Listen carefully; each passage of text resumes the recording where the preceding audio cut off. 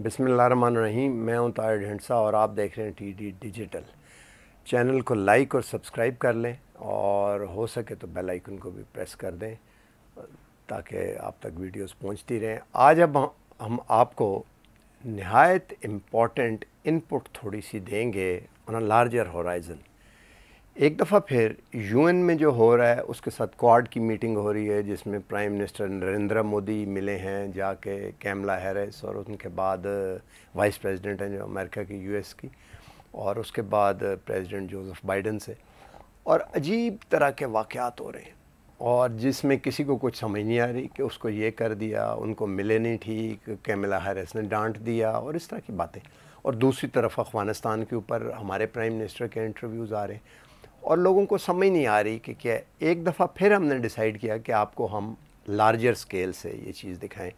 और मैं जब क्रेडिट भी देना चाहिए किसी को, मशाहिद हुसैन सैयद जो कि मुस्लिम अखबार के एडिटर भी रहे हैं, साहब जर्नलिस्ट हैं और ज़ाहिर हमसे सीनियर थे, मैं भी रहा हूँ मुस्लिम में 4-5 साल, तो एक इसी वजह से उनके साथ एक एज ए जर्नलिस्ट, वो फॉर्मल जर्नलिस्ट हैं, एक ताल्लुक़ भी है।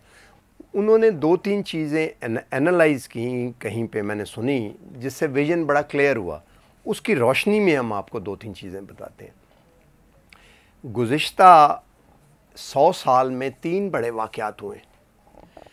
एक तो बोल्शेविक रेवोल्यूशन रूस का, कि जब कम्युनिस्ट ने निकोलस चार्ल्स, ज़ार निकोलस चार्ल्स को उठा के परे फेंका और बादशाहत ख़त्म हो गई रूस में, और बोल्शेविक रेवोल्यूशन आ गया।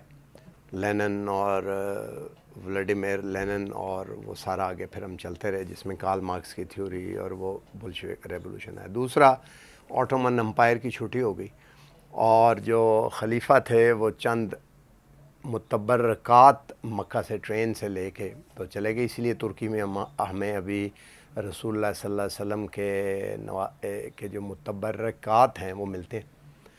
और ये सारा इराक और जॉर्डन और सऊदी अरब और नई स्टेट्स अपीयर हुई जो हैं वो, और दुनिया का नक्शा बदला।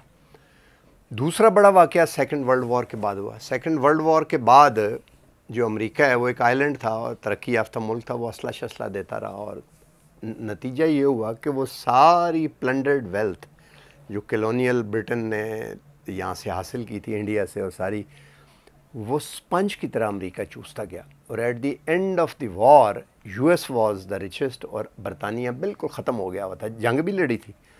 उन्होंने बरतानिया को कहा कि अब ये कॉलोनियलिज़म हमारे हवाले कर दो, और उन्होंने किया ये, उन्होंने कहा कि you liberate the colonies and will impose our brand of colonialism which is new colonialism. और ब्रिटेन वुड इंस्टीट्यूशंस बनाए गए, वर्ल्ड बैंक, IMF और एशियन डेवलपमेंट बैंक, और यूएन के अंडर उन्हें दिया गया। अब आप देखें नेट ट्रांसफ़र ऑफ वेल्थ जो है वो from developing world to developed world होती है। डॉलर की हेजेमनी है, ओपेक में बाद में 1960 के दहाई में उन्होंने किया और डॉलर से, तो इंटरनेशनल 90% जो ट्रेड है वो डॉलर में होती है वर्ल्ड की, तो अमेरिका बहादुर सुपर पावर थे। तीसरा बड़ा वाक़या 2021 में हुआ है, 15 सितंबर, पाकिस्तान बनने के एक दिन बाद, 15 अगस्त को पाकिस्तान बनने के एक दिन बाद। और वो ये हुआ है कि अमेरिका ये इलाका खाली करके चला गया। अब इस वक्त दुनिया पे अमेरिका की हुकूमत नहीं है। अमेरिका की वेस्ट में तो है, यूरोप में कॉन्टेस्ट कर रहे हैं और बाकी वो एक अलग है, बट एशिया के इससे जो है अमेरिका उसी तरह के, ये तीसरा बड़ा हैंडिंग ओवर टेकिंग ओवर हुई है दुनिया में। तो रूस, चाइना, पाकिस्तान, ईरान, तुर्की और सेंट्रल एशिया के ये सारे मुल्क अब ये एक अलग यूनियन बना रहे हैं जो लोकल है, और हो सकता है कि आगे ये चले। और प्रेडिक्ट ये किया जा रहा है कि इस वक्त इंडिया जो है वो पार्टनर है। प्रेसिडेंट बाइडन की मुलाकात के बाद भी यही तासुर आता है अमेरिका का, but ultimately not from strategic partnership जहाँ भी हो, ट्रेड में इंट्रेंच होने के बाद ये रास्ते खुलेंगे अगले आने वाले महीनों और सालों में और दिनों में। तो कहा यह जा रहा है कि भारत भी इसका हिस्सा होगा। इसका क्या मतलब है کہ تقریباً 2.5 سے 3 ارب آبادی تو صرف بھارت اور چین کی ہے، اور اتنی تو 3-4 ارب لوگ اب ایک یہ نیا وہ اس کے اندر آگے ریجن میں، تو یہ ایک تیسرا واٹر شیڈ ہے اس ایک صدی میں۔ لیکن سب سے اہم بات یہ ہے کہ تیسرا واٹر شیڈ جو ہے وہ کافی حد تک پیسفل رہا ہے، افغانستان میں بھی وار نہیں ہوئی اینڈ آل۔